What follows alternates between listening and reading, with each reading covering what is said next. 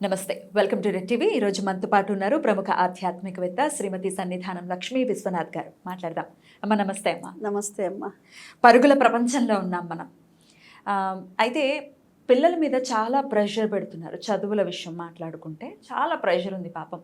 First rank రావాలి, first rank రావాలి. ప్రతి పిల్లలకి ఎవరితో ఒకరితో కంపారిజన్ కంపల్సరీ చేస్తున్నారు నేటి పేరెంట్స్. ఈ ఈ ధోరణిని మార్చుకోవాలని ఎంతోమంది చెప్తూ ఉన్నారు. ఎందుకంటే ఎవ్రీ బేబీ ఈజ్ యూనిక్ అన్న విషయాన్ని అర్థం చేసుకోవాలి ఫస్ట్ మనం. ప్రతి ఒక్కరికి ఏదో ఒక దాంట్లో ఉంటుంది, ఒక ఇంట్రెస్ట్ ఉంటుంది. సరే, అవన్నీ డెఫినెట్గా వాళ్ళు కన్సిడర్ చేయరు. కాబట్టి మా పిల్లలకి చదువు బాగా రావాలంటే ఏం చేయాలి అని చాలామంది అడుగుతున్న సందర్భం ఉంది. యూట్యూబ్లో ఇలా మన ఆధ్యాత్మిక షోల్లో కమెంట్స్ రూపంలో అడుగుతూ ఉన్నారు. ఒక్కసారి చెప్పండి, మా పిల్లలకి బాగా చదువు రావాలంటే ఏ దైవాన్ని ఆరాధించాలి? చెప్తాను. శ్రీ మహాగణాధిపతే నమః. శ్రీ గురుభ్యో నమః. రెడ్ టీవీ వీక్షకులందరికీ నమస్కారం. చదువు రావాలి. చదువు చాలా ముఖ్యం ఇవాళ.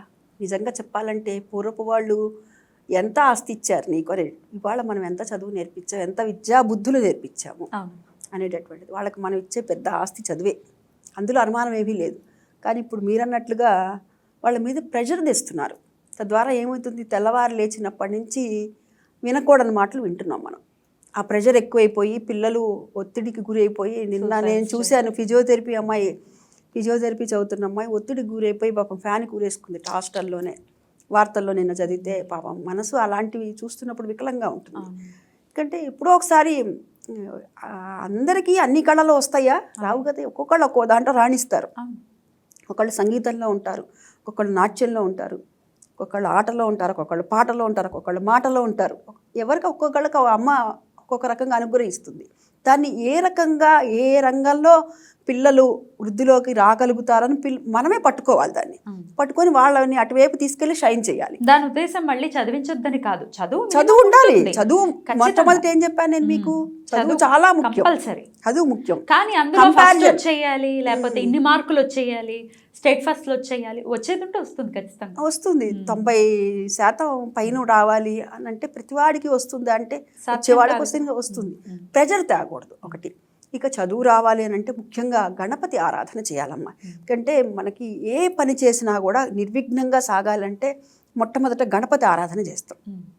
మాకు చిన్నతనంలో కూడా మా అమ్మగారు పరీక్షలు వస్తున్నాయంటే ముందర విఘ్నేశ్వరుడు ఉండ్రాళ్ళు చేసేవారు. మా అమ్మగారు మా అమ్మమ్మ గారు ఇంట్లో వాళ్ళందరూ కూడాను మా మామయ్యలకు పరీక్షలు వస్తున్నాయన్న వాళ్ళ ఇంట్లో కూడా అది అలవాటు. మా అమ్మగారు కదా. మీరు ఎంతమంది అమ్మా? నేను, మా అన్నయ్యలు ఇద్దరు, నేను ముగ్గురు. అంతే. అట్లా ఉండ్రాళ్ళు చేసి నివేదన చేసి తర్వాత హాల్ టికెట్ తెచ్చాము కదా, హాల్ టికెట్ తెచ్చిన రోజున ఇది ఖచ్చితంగా ఉంటుంది అన్నమాట ఈ ప్రసాదం. అట్లా గణపతి ఆరాధన చేయటం వల్ల. గణపతి ఎందుకు ఆరాధన అంటే, మహాభారతం రాసేటప్పుడు వ్యాస భగవానుడు చెప్తూ ఉన్నప్పుడు ఎవరు వ్రాయగలరు అనుకున్నప్పుడు చాలా సూక్ష్మ బుద్ధితో ఆలోచించి గణపతి అయితే రాయగలడు అంటే నిజంగానే సూక్ష్మ బుద్ధిని ఉపయోగించాడు గణపతి. తన దంతాన్ని విరిచి దంతంతో రాయటం జరిగింది.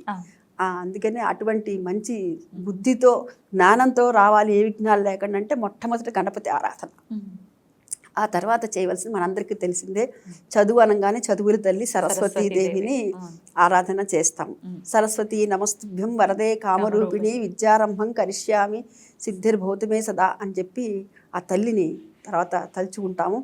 రోజు పిల్లల చేత చిన్న పిల్లలే కదా అని వదిలేయకూడదు. చిన్నతనం నుంచి వాళ్ళకు ఊహ తెలిసి 3 సంవత్సరాలు నిండే తర్వాత, ఇవాళ పూర్వం 5 ఏళ్ళు, ఇప్పుడు 3 ఏళ్లకే స్కూళ్ళలో వేయడం జరుగుతోంది కదా. కాబట్టి ఎప్పుడైతే వాళ్ళ స్కూల్లో వేస్తున్నారో ఆ రోజు నుంచి కూడా ఒక గణపతి దగ్గర ఒక పుష్పాన్ని, ఆ తల్లి దగ్గర ఒక పుష్పాన్ని కనుక పెట్టించడం అలవాటు చేస్తే కనుక వాళ్ళకి మంచి విద్యాబుద్ధులు ఖచ్చితంగా వచ్చి తీరితే మనం చెప్పక్కల్లా. మంచి నడవడిక కూడా వస్తుంది చెప్పాలంటే. ఎందుకంటే ఒక టైంకి చేయించి, ఇవాళ 9ంటికి చేయించి రేపు 10ంటి, ఇవాళ రేపు స్కూల్ లేదు కదా, ఆదివారమే కదా అని చెప్పి 10ంటికి చేయించకూడదు. ఇప్పుడు ఇలాంటివి చేయించడం వల్ల వాళ్ళలో ఏంటంటే క్రమశిక్షణ, క్రమబద్ధత అన్నది కూడా ఒక నిబద్ధత అని చెప్పచ్చు. నిబద్ధత అన్నది వాళ్ళలో ఎక్కువ బాగా వృద్ధి అవుతుంది. అప్పుడు ఏమవుతుంది, మంచి పౌరులుగా తయారవుతారు వాళ్ళు కదా. ఆ తర్వాత సరస్వతీదేవికి, అసలు సరస్వతీదేవికే అక్షరాభ్యాసం చేసిన ఆయన ఎవరంటే హయగ్రీవుడు.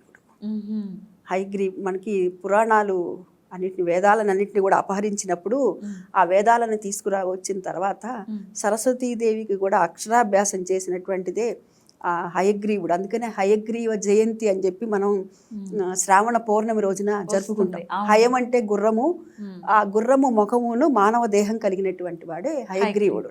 ఓకే. అదే హయగ్రీవుడికి ఒక చిన్న శ్లోకం ఉంటుంది, దాన్ని పిల్లలకి నేర్పిస్తే కనుక వాళ్ళకి బ్రహ్మాండంగా జ్ఞానం వస్తుంది. మీరు చెప్పగలరమ్మా అసలు? జ్ఞానానందమయం దేవం నిర్మల స్ఫటికాకృతిం ఆధారం సర్వ విద్యానాం హయగ్రీవముపాస్మహే. అంతే, ఇంకేం అక్కర్లా, ఈ శ్లోకం చాలు.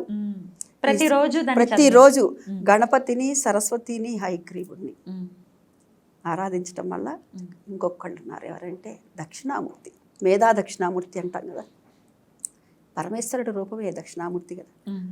ఆ స్వామిని దర్శించి ఆ స్వామిని కూడా పూజించడం వల్ల మంచి మేధస్సు వస్తుంది. అంటే చదివింది గుర్తుపెట్టుకోవాలిగా. స్వామికి ఏం చేయక్కల్లా, నమస్కారం చేస్తే చాలు. వస్తే దక్షిణామూర్తి స్తోత్రం చదువుకోవటం రాదంటే ఏం పర్వాలా, స్వామి ఒక మారేడు దళం కానీ ఒక పుష్పం కానీ పెట్టి, తెల్లటి పుష్పాలు పెట్టమంటారు స్వామికి, పెట్టడం వల్ల కుంద పుష్పాలను పెట్టడం వల్ల మనకి జ్ఞానం అన్నది బాగా వృద్ధిలోకి వస్తుంది. ఒకటి, రెండవది మేధస్సు పెరుగుతుంది. ఆ స్వామి పేరే మేధా దక్షిణామూర్తి అన్నమాట. చిన్న చిన్న శ్లోకాలు పిల్లలకి నేర్పించడం వల్ల వాళ్ళకి మంచి విద్యా బుద్ధులు అన్నది ఏర్పడతాయి. ఇవాళ విద్య అన్నది మనకి చాలా చాలా అవసరం అమ్మ, అందులో ఎటువంటి అనుమానం లేదు. విద్య వద్దని నేను చెప్పట్లేదు, విద్య చాలా అవసరం, కానీ పోటీని వద్దు అని చెప్తున్నాను. కంపారిజన్స్ కూడా వద్దు. దానివల్ల మళ్ళా ఏదన్నా అయితే మనమే బాధపడాలి.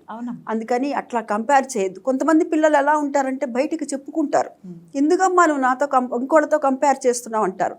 ఒక్కొక్కళ్ళు సున్నిత మనస్కులు ఉంటారు, వారు బయటికి చెప్పుకోలేరు.